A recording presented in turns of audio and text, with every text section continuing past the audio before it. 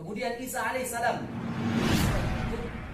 di zaman diriwayatkan oleh Bukhari, yu'tal Quran, yu'ta bil Quran. Jadi Al-Quran itu dibacakan. Datang di Malau Channel. Jangan lupa subscribe, like, comment, dan share. Arsalahu rabbuhu rahmatan lil alamin wa hujjatan 'ala al ibadi ajma'in. Fahada Allahu bihi min ad-dalalah wa bassara bihi min al-jahalah wa kassara bihi ba'da al-qillah. Fa salawatullahi wa salamuhu alayhi wa ala alihi at-tayyibin wa ashabihi as-salihin wa man sara ala hudahum ila yaumiddin wa ba'd. Ummahatul muslimin rahimahillah, dilarang, Bu.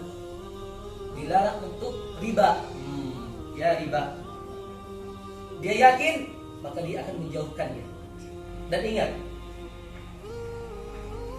Rasulullah SAW diminta oleh Allah Subhanahu wa taala, diminta oleh Allah Subhanahu wa taala untuk meminta suatu tambahan yang lebih, ya.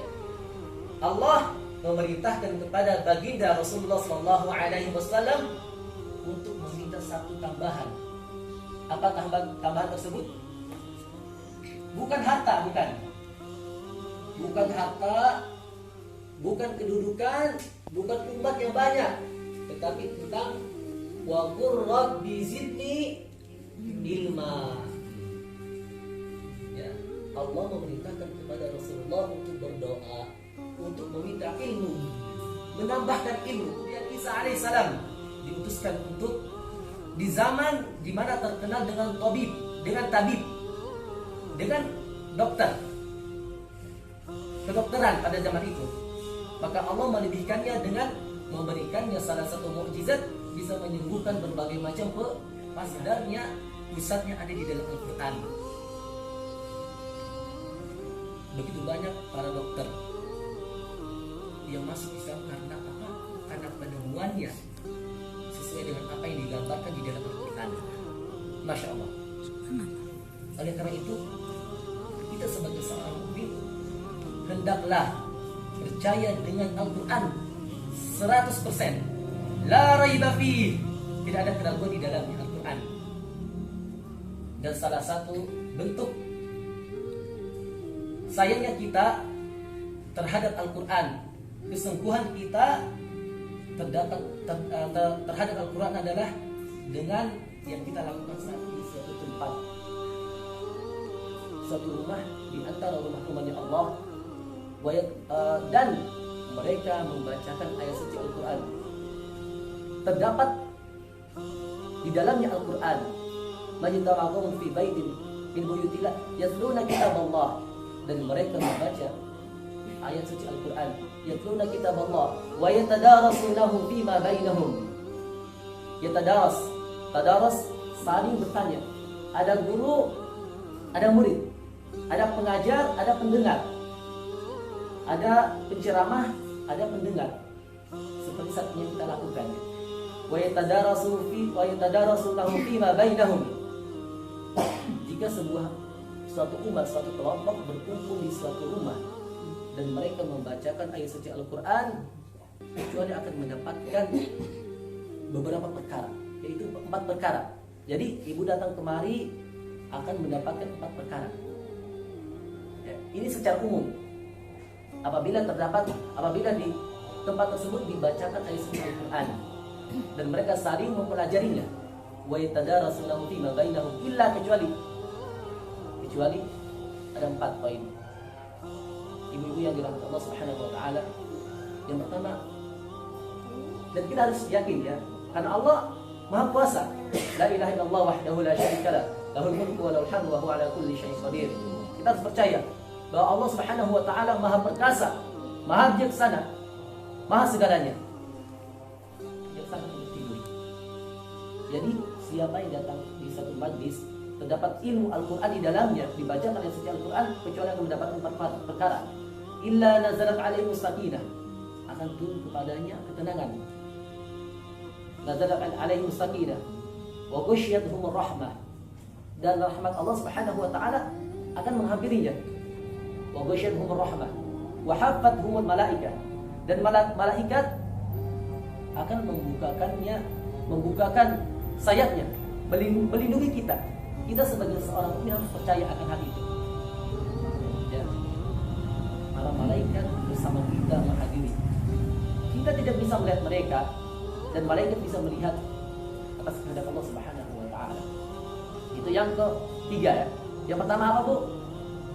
Ada yang tahu? Ketenangan ya. Yang kedua, rahmat, alhamdulillah. Yang ketiga, ya, malaikat bersama kita, bersama satu kaum yang di dalamnya terdapat dibacakan ayat suci Al-Quran. Dan yang terakhir, wa zakarallahu fi man indah, dan Allah Subhanahu wa taala akan menyebut namanya di sisi Allah Subhanahu wa taala. Ini keutamaan menghadiri majlis ilmu. Menghadiri artinya mencari ilmu. Ya, oleh karena itu yang tadi niatnya salah harus memperbaiki niat tersebut. Ya.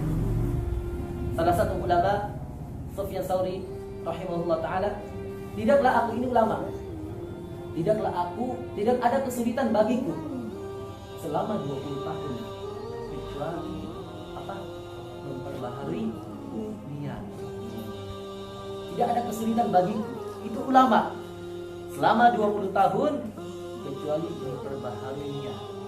Oleh karena itu mulai saat ini memperbaharui niat. Maaf saja yang tadi niatnya kemari kadang untuk bersenang-senang saja, mungkin karena banyak masalah datang kemari, niatnya untuk silaturahmi atau niatnya sekedar bersenang-senang.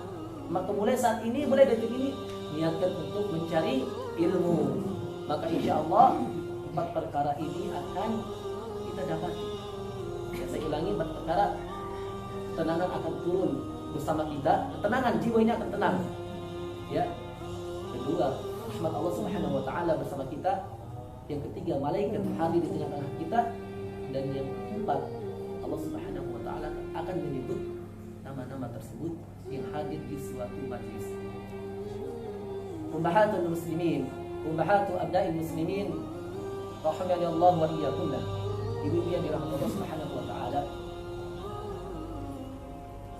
Ini tentang keutamaan menuntut ilmu.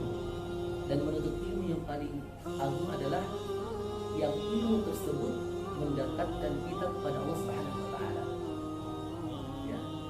Karena hasil dari ilmu adalah takut kepada Allah Subhanahu wa taala. Dan di usia yang sudah tua ini, alangkah baiknya kita meluangkan diri ini, hati ini, tenaga kita sedikit, meluangkan sedikit tenaga, pikiran untuk menuntut ilmu agama, mengkaji Al-Quran, memperbaiki ibadah dan lain-lainnya yang mendekatkan kita kepada Allah Subhanahu wa taala. Ya, karena buah dari ilmu adalah takwa kepada Allah Subhanahu wa taala. Innama yakhsyallaha min ibadihil ulama. Sesungguhnya yang takut kepada Allah Subhanahu wa taala adalah ulama. Dan ulama itu orang yang memiliki ilmu. Nah, jadi kesimpulannya orang yang takut adalah para ulama, yaitu ulama dalam kategori yang paham tentang Islam. Ibu paham, ibu takut, berarti itu poin atau buah dari menuntut ilmu. Jadi setelah membaca Al-Quran kok imannya enggak naik, mungkin introspeksi diri, niatnya yang salah mungkin ya. Nah, dan menuntut ilmu itu membaca Al-Quran khususnya, karena thalabul ilmi itu karena membaca Al-Quran, mendatangi majlis itu bagian dari menuntut ilmu kan? Iya. Dan tempat yang terbaik untuk menuntut ilmu adalah masjid. Ada Al-Quran, ada tafsir, ada kajian-kajian Islami lainnya yang membantu kita untuk memperbaiki ibadah-ibadah kita. Tadi yang hadis yang pertama itu tentang keutamaan menghadiri suatu majlis yang di dalamnya terdapat dibacakan ayat suci Al-Quran. Dan kita berdoa kepada Allah Subhanahu wa taala, mudah-mudahan apa yang kita telah kerjakan selama ini, pertemuan ibu-ibu selama ini, berpahala di sisi Allah Subhanahu wa taala. Amin ya rabbal alamin. Kemudian agar kita tetap istiqomah dalam menuntut ilmu. Karena ini menuntut ilmu ya Bu, ya. Tergantung kemana kita menuntut ilmu.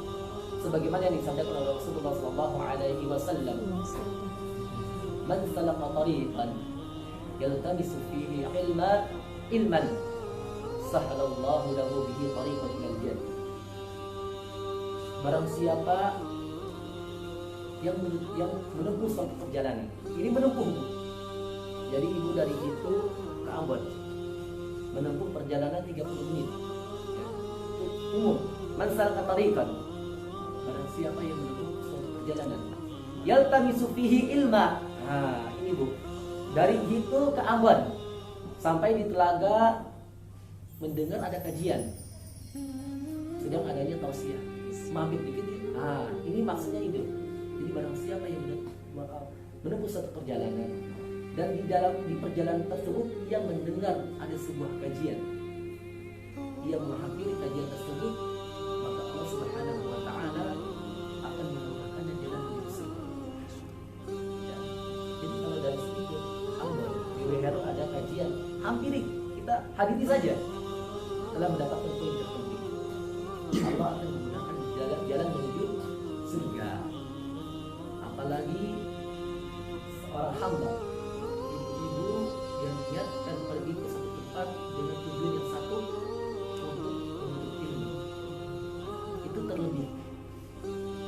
Man salaka tariqan yabtaghi fihi ilma, sahhalallahu bihi tariqan ilal jannah, atau kama qila, ya, atau kama qala, barang siapa yang menempuh suatu perjalanan dengan tujuan, tadi kan yang pertama kan bukan tujuan ya, umum ya, dan di dalamnya ada ilmu, kita menghampiri kajian tersebut, maka Allah Subhanahu wa taala akan memudahkannya jalan menuju surga. Nah, dan juga barang siapa yang menempuh suatu perjalanan dengan tujuan yang satu untuk mencari ilmu, maka tidak ada baginya kecuali Allah Subhanahu wa taala akan memasukkannya ke dalam surga. Ya, amin ya rabbal alamin. Apakah begitu saja? Mudah, semudah itu? Tidak, Bu. Karena ada hadis lain, Rasulullah SAW memperingatkan, barang siapa, yang artinya man talabal ilma yasifa anhu wujuhun nas, ya, barang siapa yang menuntut ilmu, alhamdulillah, barang siapa yang menghadiri suatu majlis, barang siapa yang pergi kuliah, ya, jika ada mahasiswa-mahasiswi atau siswa, ya, jika pergi ke sekolah, pergi ke masjid, pergi ke kampus, pergi menuntut ilmu dengan tujuan mencari kenikmatan sedikit dari dunia, atau agar manusia itu berpandang kepadanya, menoleh kepadanya, wah, ibu ini, ya, dia tahu Al-Quran, bacaannya mantap, ya, dengan tujuannya agar manusia berpaling kepadanya, atau agar dikatakan dia orang yang alim, atau agar dia berdebat dengan para ustaz, para guru, maka haram baginya mencium baunya surga. Karena itu poin yang penting, datang kemari Bu, niatkan untuk ibadah, niatkan untuk menuntut ilmu. Allah Subhanahu wa taala akan menggantikannya dengan surga. Ini janji Allah. Dan sebaliknya, na'udzubillahi min dzalik. Barang siapa yang menghadiri suatu majlis menuntut ilmu agar dikatakan, agar riya, tujuannya riya, maka haram baginya untuk mencium baunya surga. Oleh karena itu tolong detik ini yang niatnya salah, memperbaharilah niat, memperbaiki niat. Ya, tolong memperbaiki terus. Tiap detik sekali mau ibadah, perbaiki niat. Niatkan kepada Allah Subhanahu wa taala, maka Allah Subhanahu wa taala akan menggantikannya dengan surga. Tentu sebagaimana yang dikatakan sebelumnya, ilmu yang diberkahi adalah ilmu yang mendekatkan kita kepada Allah Subhanahu wa taala. Al-Qur'an, fa innahu ya'ti yaumal qiyamah syafi'an ashabi. Baca Al-Quran, karena Al-Quran akan datang di hari perhitungan nanti sebagai penyelamat bagi seorang hamba. Lantas, apakah dengan membaca Al-Quran saja kita mendapatkan naungan tersebut? Tidak. Ya. Dalam hadis saya Rasulullah SAW bersabda, Yu'tal Quran yaumal qiyamah wa ahlihi alladhina ya'maluna bih. Yu'tal Quran yaumal qiyamah wa ahlihi alladhina ya'maluna bih. Ini Al-Quran itu dibacakan. Baca itu dengan apa? Dengan gerak gerik. Gak mungkin baca di hati, kan baca.